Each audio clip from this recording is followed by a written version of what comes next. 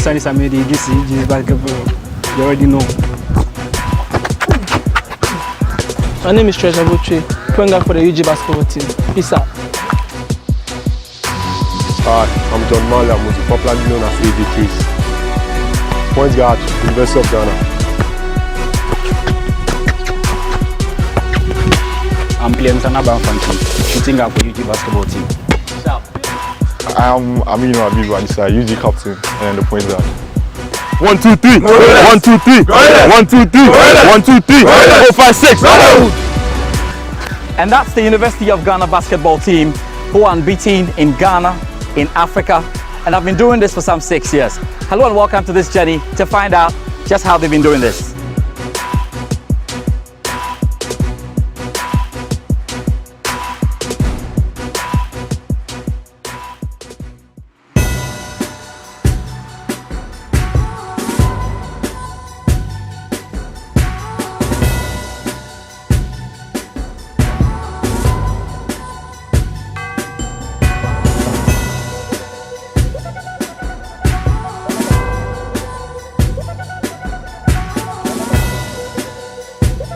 They surpass normality and just do not know how to quit. Even without full-time commitment due to the academic engagements, their dominance in Ghana and Africa has been felt. A team no one wants to face, yet everyone wants to beat. And with a record of winning the universities, polytechnics, and colleges basketball championship 4 years in a row, the Ghana University Sports Association basketball title 3 consecutive times, the Mini Gusa Championship twice, and conquering Africa at the FASU Games on 2 golden occasions, it is understandable. They're unbeaten for the last 5 years. Charlie, these guys, whap, whap, whap, and just penetrated, weakened, and just made them soft. We came and we won it. I was celebrating, and you know the altitude was very high. It's a very high place. Yeah. I was celebrating, jumping, and I even had a headache, and I had to go to the hospital. Yes. Some severe headache. Yes. So that was actually the sweetest weekend. I told the director point blank that they will play first quarter, second quarter, third quarter, fourth quarter. We'll spark the machine, and you see what will happen. And it happened. I told him. I was tired. I was exhausted, but looking at the guys and how they were ready to fight, I picked the same energy from them, and we went and we came slowly, and we just won the game. And we cried. We actually cried. I was going to ask you because I hear a lot of people cry. I have the list. You yeah. On the list. You were crying. It was that's what we said. It was so. You can't go without shedding a tear on a final game, like your last game for the school. Yeah. It was very, because the director himself collapsed, so you can imagine. It was 45-44.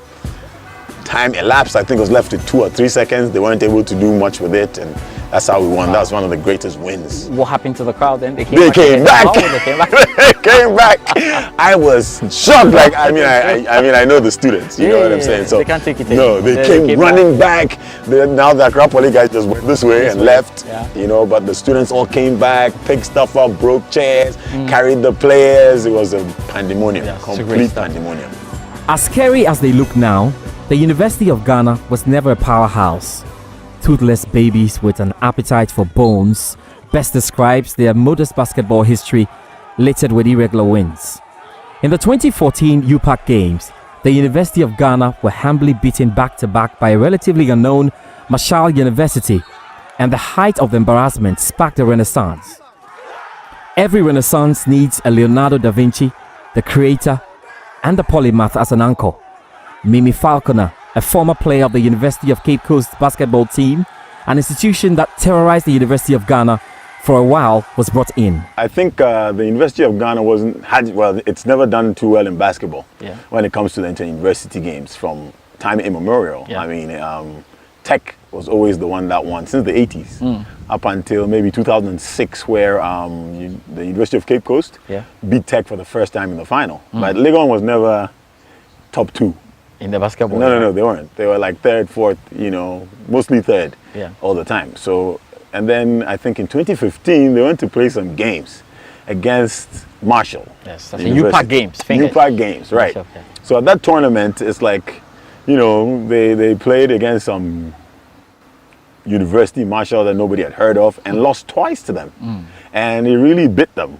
You know, and the players were very not happy with their coach that they had, and they decided that they wouldn't play any longer for that coach if they didn't change him. So I got a call, it was 2015, and they said, the players say they want you as their coach. And I said, okay, so I came, we sat down, struck whatever deal we struck together, and then I started the job here as coach. The UG basketball revolution, as I put it, needed team effort to succeed. Division bruised failure, so after their abysmal performance in the 2014 UPAC Games, with their captain as the backbone, the team came together to rewrite their fortunes.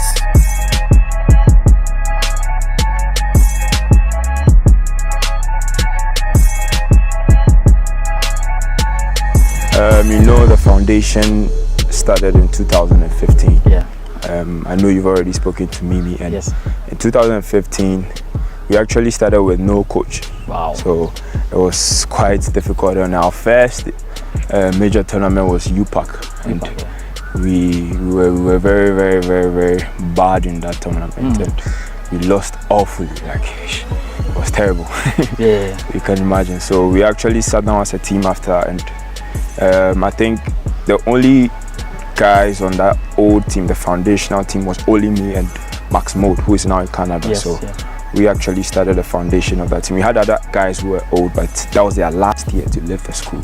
So we actually sat down, we put our heads together, trying to see how we could move on to the next stage and actually succeed with this game of basketball as far as the tertiary institution is concerned. So we actually thought amongst ourselves, because we knew the main problem was coaching.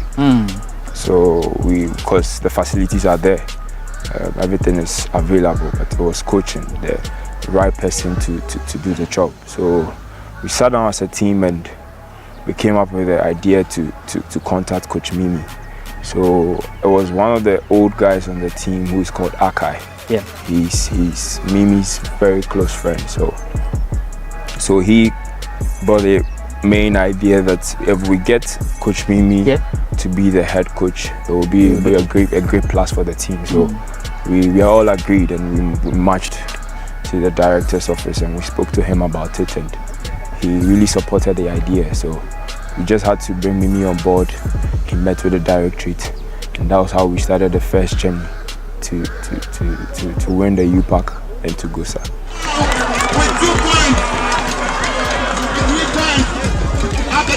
The University of Ghana winning the UPAC appeared a fluke to the basketball community, and tertiary institutions like the Kwame Nkrumah University of Science and Technology, who at the time were the kings of basketball in the university circles in Ghana.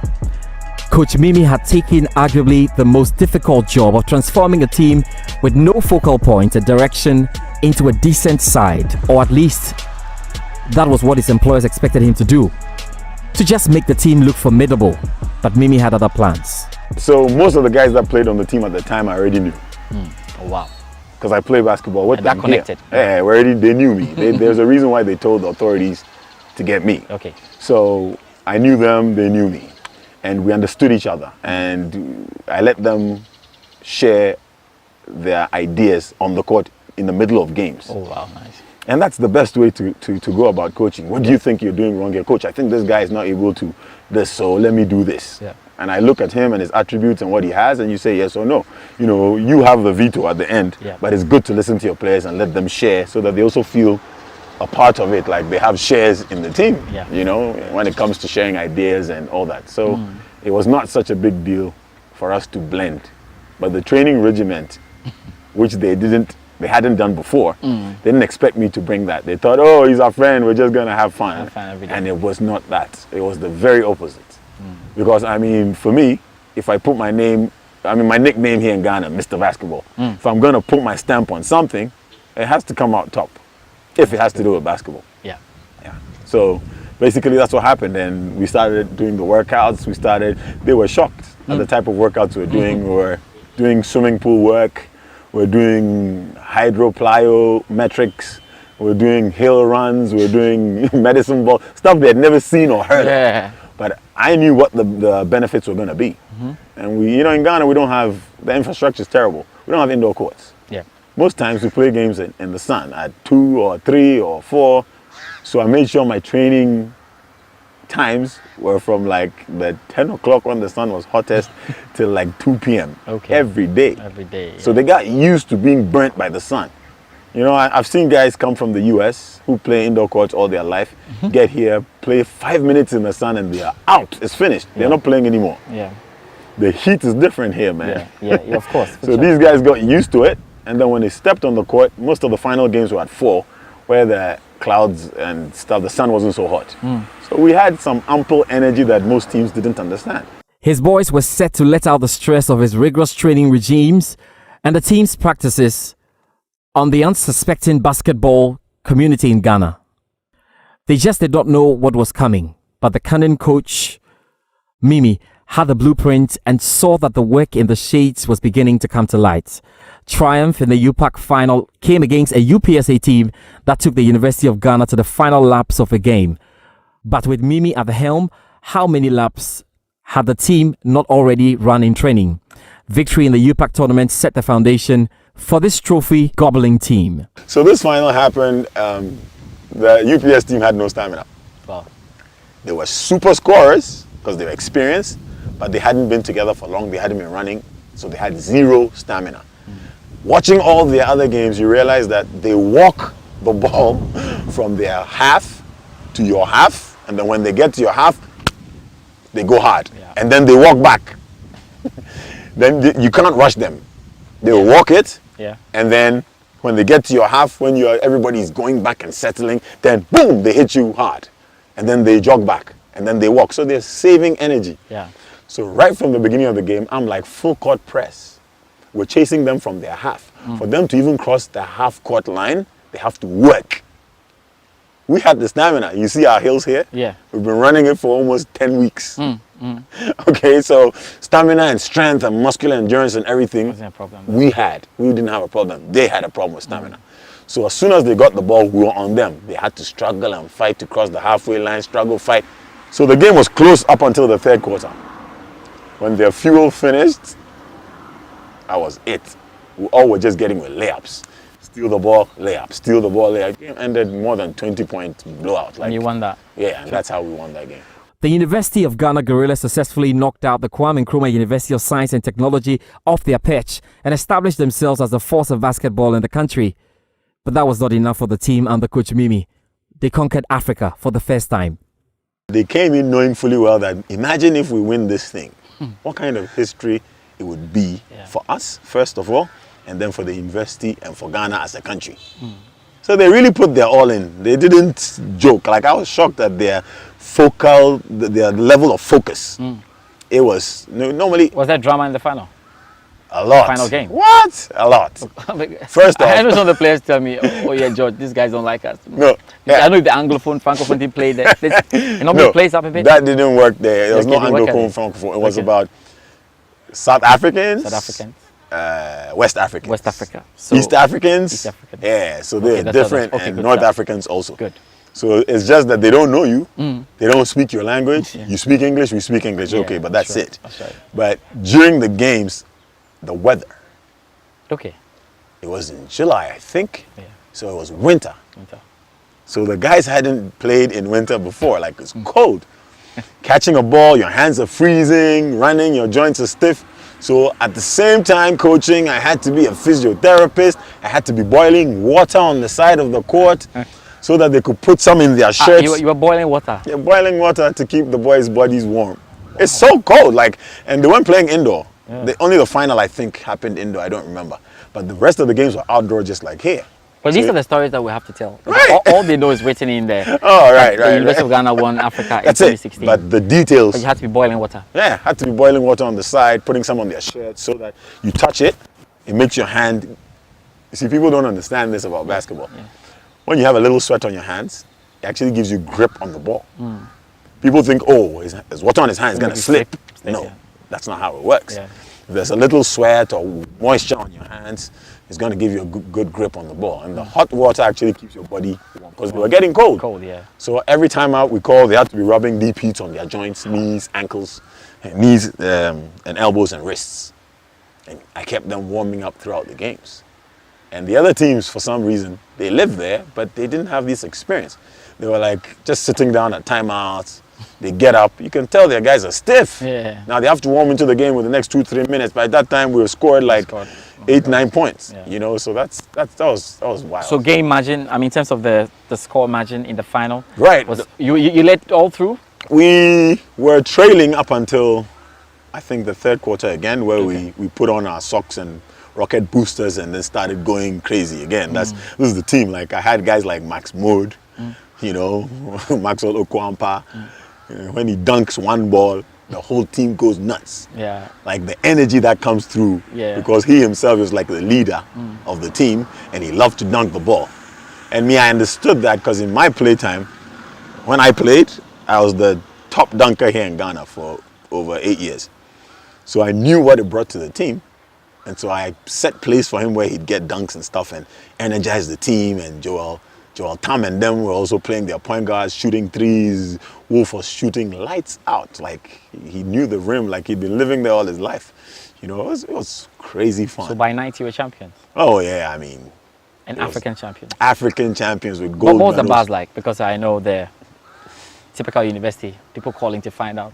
Akosi saying. From here, right? Yeah, from here. Yeah, so people trying to, I think there's some of the games were actually on live Facebook. on Facebook. Facebook Yeah, and YouTube. so people saw what had happened and they kept texting and calling. We had Erasmus and them were also there to cover it. Yeah, to cover it live. I think he has footage and stuff like that. Yes. So he should be able to share this kind of footage. But everybody went crazy. Like, how did these guys win all Africa University games? Basketball. Yeah, basketball. And when you arrived on campus? It was wild. Like the crowd that came to meet us when the bus came in. Yeah, it was crazy, you know. You eventually became a star and you had made stars. I mean, that was basically what had happened. So that was 2016. So you left by what? 2017, I had a scholarship. Yeah, you will get a scholarship because after everything you have done, something had to happen. Right. So I got a scholarship to go study sports science. Okay. And coaching. Yeah.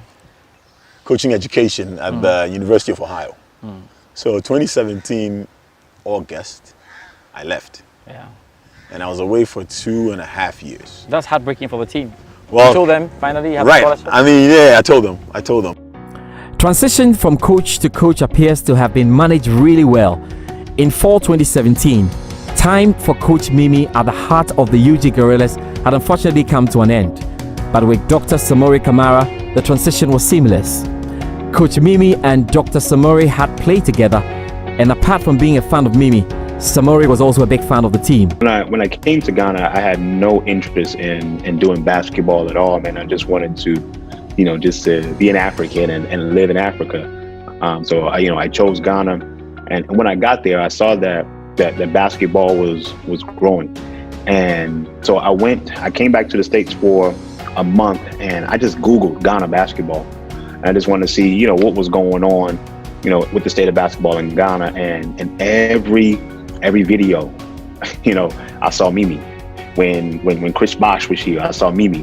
When the Giants of Africa was here, I saw Mimi, and I said, hey, I played basketball with this guy on Saturday mornings, man. This guy is the person to talk to if I want to get into basketball. So as soon as I got back to Ghana, and that was, I forget when, it was like 2017, early February or something like that. I got back to Ghana, that Saturday I went and I asked him, I said, man, listen, I'm a former coach, from the States, man. I have a pretty good amount of experience in basketball. Can I help out? I just want to help the team out, man, because you seem like you're the man. You're the Ghana basketball legend. And he said, sure, man, come on Tuesday.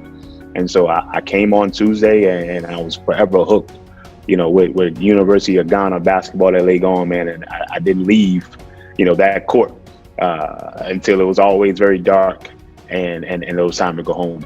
Perhaps taking the reins of a team as a coach was as important to the team just as was as important to a man who was gradually losing interest in the sport. Dr. Samori was able to rekindle his love for the sport and make a big impact. I just wanted to come through and help out and be a part of something, man. And I know, being in Ghana really, really brought back my love of the game, man. Because in the States, I was a professor. I got a PhD in history, so I didn't really have as much time as I would have liked to train players and even coach. So I coached a little bit of high school. I coached a little bit of AAU before I moved to Ghana, but I was never able to give it my full-time energy. But because I was, relatively location independent with my business, my online business that I have here in the States, I was able to just, give my all into it and put everything I had into the young brothers like Joel Tham, like, Aminu, like Wolf, and all those guys who have come through while I was there. Coach Samori and his boys probably had no idea of what they were creating. Conquering Africa was never part of their plans, but the team's victory in Ethiopia, beating a congregation of the best teams in Africa, is what is most talked about in the ranks of the players. And being the coach of possibly one of the most illustrious moments in the lives of such young men will be very special. It was a great tournament. I mean, we flew, all the way across the continent to go and play it. I mean, we had a legendary team, and unfortunately, we had to leave one of our legendary players behind. Wolf didn't travel with us. That was the blow. So, going into it, I tell you, man, I said, I think we got a good team. I think we are prepared. I think we have the weapons that we need.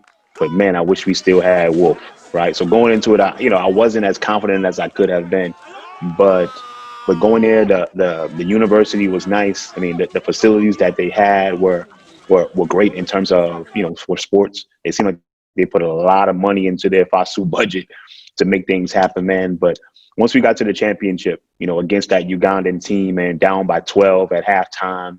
And at halftime, I told them, I said, man, we're down by 12 right now, but we can come back and beat this team by 15.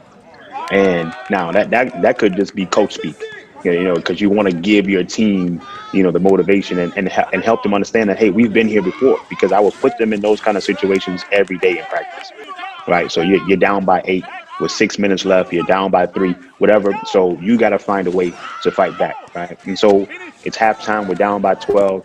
But we had a legendary point guard in Joel Tham, man, and Joel had about 34 points, 17 rebounds, 6 assists in that game. I remember it because it was just it was powerful how he put us on his back, man. And I remember at one point in the game, he asked me, he was like, "Coach, take me out." And I looked at him, I'm like, man, you better fight through it, because I'm not taking you out of this game.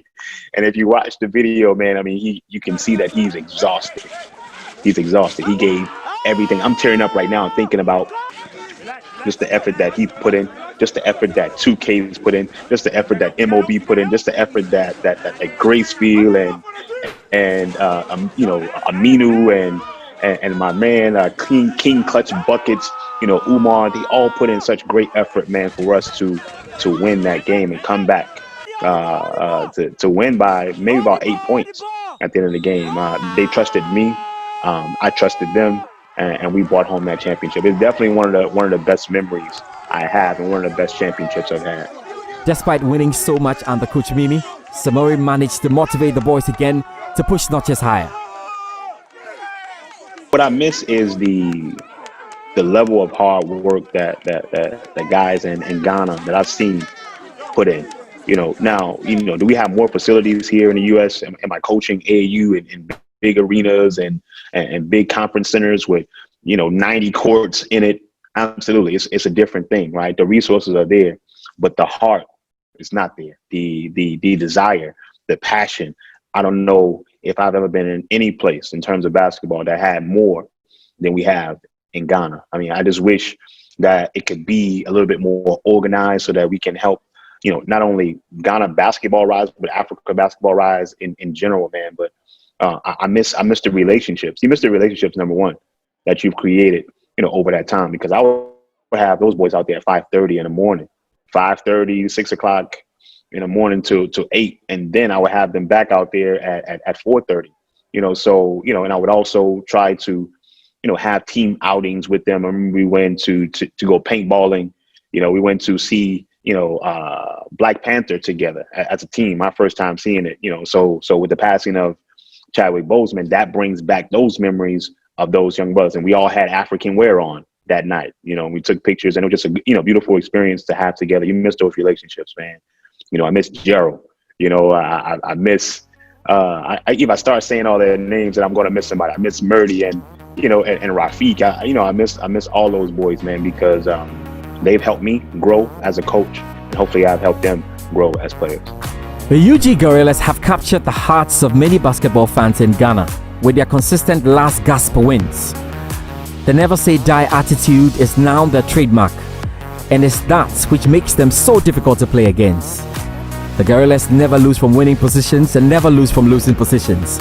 This attitude is birthed from the team's mentality. Our trip to South Africa, and before we went for that trip, we actually went like 3 months intense training. Like, it was very intense because it was the first international trip we were going, and we didn't know the competition we were going to meet, so we can't prepare with like a low mentality, like thinking like below 50%. We had to put in like more than 100%, so it was very, very tough, and Mimi was the one who coached us. So preparing for that tournament, we had a saying, or should I say a mantra for the team, like, until the snake is dead, you don't drop the stick. Oh wow! So I think until the snake is dead, you don't drop the stick. Exactly. That's so the line. That was what we always used to say in the game, like, because even though you train in basketball or it cuts across 2 sports, no matter how prepared you are, if it's 150%, you're still going to meet an opponent who has even prepared equally or even more. So he can always put you on your toes. So we're always prepared for such moments, and our games were always fourth quarter because we knew that was a point of the game where the opponent could either be on the same level or he could be tired. So the mantra was, until the snake is dead, you don't drop the stick. So anytime we're playing games, and in South Africa it happened. Our last game was very tough, and we kept saying that to ourselves. And even when we came back, we kept saying it. So whilst you are down by 8 points, you've got 8 seconds to go. Until the snake is dead. Until the snake is dead. You don't drop the stick. Wow. So the same energy you started with, that is what you have to end with. Wow. And because it's a collective effort, it's a team effort, once someone picks it up, the other just joins. Yes. And it just goes like that. Wow. It catches fire. Wow. Captain and backbone of the team during the rebuild, had witnessed the team's very low points and became the figure around which the team was evolving. But in 2017, Joel played his final game for the Guerrillas in Ethiopia, far away from home, with the most prestigious tertiary championship on the line, in the midst of his fatigue, and in his final appearance for the University of Ghana. Joel's stats were stunning: 6 assists, 17 rebounds, and scored 34 points. My serious victory was my last year in Ethiopia, the last African championship. Oh, wow. That was in Ethiopia, and by the way, Dr. Bello collapsed. Yeah, he told us about it. It was a very, very tough game. We're down by 12 at the last quarter. Wow. We're down by 12, and Samori said, "Joe, this is your last year in UG." I didn't start the whole game. He didn't let me sit down the whole game, the whole of the 40 minutes. So he made me play throughout the game, and the last quarter we were down like 12, and we called a timeout, and I was there. Everyone was looking at me. I was like, and I was tired. I was exhausted, but looking at the guys and how they were ready to fight, I picked the same energy from them, and we went and we came slowly, and we just won the game. No matter how much preparation and shift is put into winning, dominance can never be long-lasting, especially in basketball, where competition is so high and rife. The Guerrillas have been on this unbeaten streak for 5 years now and are threatening to sustain this enviable run. Every landmark achieved has been carefully orchestrated by the University of Ghana Sports Directorate. Head of the Directorate, Dr. Bella Bello Bitugu, knows all about the strategy. When I took over the administration, one of the first things we did was to design and have approved the University of Ghana policy on their admission of athlete students, which is to give talented athletes the opportunity to enter the University of Ghana on concessionary basis. So catch them young, if you like. So that policy alone would not suffice if we do not complement it with financial support. Because often, ironically, the story of life is that intelligent, talented, good, gifted persons are the ones who lack the financial resources to promote themselves or to support themselves often. So we realized that, so we did that in 2016, and it's been working. So what we did was unlike other sister universities who rely on already cooked athletes, we said, let us nurture them. We said, you know what, the time has changed. In the year 2010, the University of Ghana hosted and won the Gusa Basketball Championship, and in 2012, they set a record as the first team to win the Gusa Championship in 2 consecutive seasons without registering a loss. However, the team never blossomed ever since. But after their rebirth, they have chalked more successes and set many more records. Their competitors are watching with piercing eyes and will employ every means just to distill an ominous team. Yes, of course. The irony is they want to distill us. Yes. And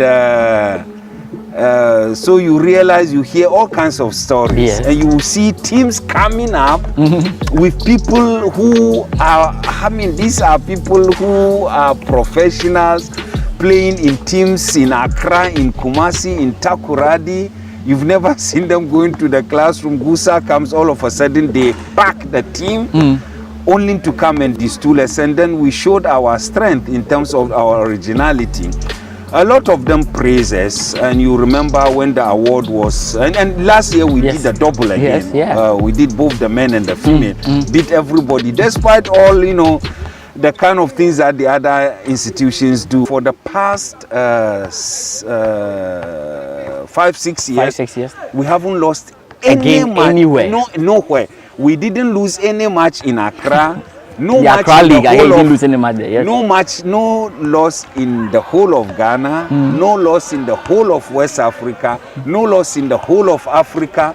We have won the African Championship 2 times in a row, and we are still the defending champions. We would have attempted the treble, but for COVID. But let's see what happens in 2022. God willing. And everything to be won, we have won. From that time till now, anytime UG was involved or is involved in basketball, whether we won or anything, we win. Everything, even milk tin as short shield or trophy, you win it. We win. Aminu Abibu, who just graduated from the University of Ghana, became a key figure of the team and led them to a 2nd Africa title, the Ghana University Sports Association triumph, and 2 UPAC titles. It was being a captain at first. It wasn't easy because, like, the teammates getting to accept you being their leader and all that. It was a struggle at first, but I think with time it was cool. Yeah. Just wonder what kind of struggle. So there's some people in the team are like, but this guy can play than him, or not. Or they think they're not like, charismatic okay, enough. Someone is like, oh, I'll grow past you, those things. Yeah. But with time they came to understand that, okay, I'm the one who's supposed to lead, and then they followed me. What fans enjoy overtly is the final product of boys who, besides the academic responsibilities, have had to endure endless and tiring training routines. A somehow daunting task that can take its toll on student athletes. But contrary to what is assumed, it's not their countless victories or trips, but rather the training sessions of the team that Aminu Abibu cherishes and will miss most as he says goodbye. Like, we work on a lot of things, and player development, sometimes like how to manage things in life, like how to work with people. And the coaches you worked with, Coach Samori, Coach Ghana, how they helped your career in building a film? Coach Samori transformed my game when I joined the team, because I wasn't anywhere close to where I am now. Yeah, with Samori, my game totally changed, and then with Coach Ghana, I gained more confidence in my game. Yeah. Behind the scenes planning and on the court coordination have transformed this team into national and continental victors. Current coach Emmanuel Isowobel, popularly known as Ghana, with 20 years of experience working with public university, believes the administrative push and organization sets the University of Ghana apart from the others. You see, first and foremost, I would like to thank the Sports Directorate. Yeah. University Sports Directorate, they are different from other schools. If I'm not mistaken, if I can put it this way. Yes. Because you come for 1 month, you train morning and evening. For good 1 month before the Gusa. Wow. You understand? Yes. So let me do a little comparison here. Yes. UPSA is not like that. Even get the boys to train is very difficult because they don't joke with academica. The academica is tough over there. Yes. And sometimes it's like sacrificial. And you, the coach too, you need to beg the players for them to come to training. Yeah. You see, University of Ghana is not like that. Yeah. They have time for the boys. They have time for the team. They always make sure they monitor the team, especially the director. He will keep on monitoring you day in and day out. And he keep telling you, he need a gold from you. And you know you can do it. So he will push you for you to get a gold. And for instance, not to talk about my head coach, Yes. Eric, for instance. Yes. Both Eric and the head coach, Yes. me and Dr. Bello, Yes. they will keep giving you pressure, and even you, I don't think you can sleep because the pressure is tough. Yeah. And for that matter, you need to do what? You need to wake up. In the GUSA 2020 competition hosted by the University of Ghana, the UG Guerrillas once again won gold with dominant displays and finished the competition with 20 points, winning 9 games and losing none. An unbeaten streak with a point difference of 504. The team's style of play has come to be known as the Guerrilla Way, and it's a style they have purposely worked on. More times, my strategy is conditioning. Conditioning, yes. Yeah. And the conditioning, my condition is different from other coaches. Yes. But they don't know. Mine is like, you are going to do marathon. Yes. You are going to do marathon.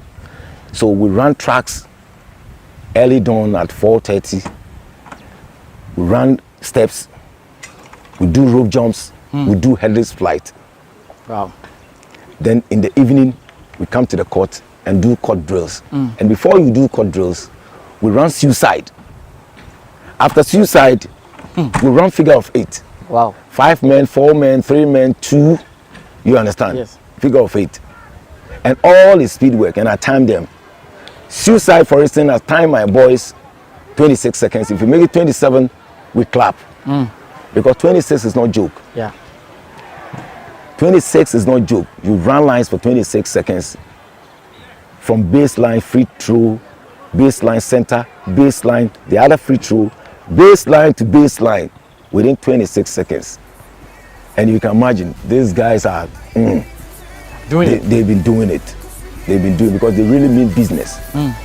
The UG Guerrillas are basketball cupids and have captured the hearts of many, especially students and those connected to the University of Ghana. The love and support they receive from students, whether for home or regional games, is immense. The UG Guerrillas are on the streak and they looked sure to defend their African title in Ethiopia for a 3rd year running. But due to COVID-19, their desire to further impose their dominance on the African continent will need to be put on hold. But the streak of the UG Guerrillas is one sure to be maintained and even extended. The UG Guerrillas are the pride of the University of Ghana, and this is the team we want to watch.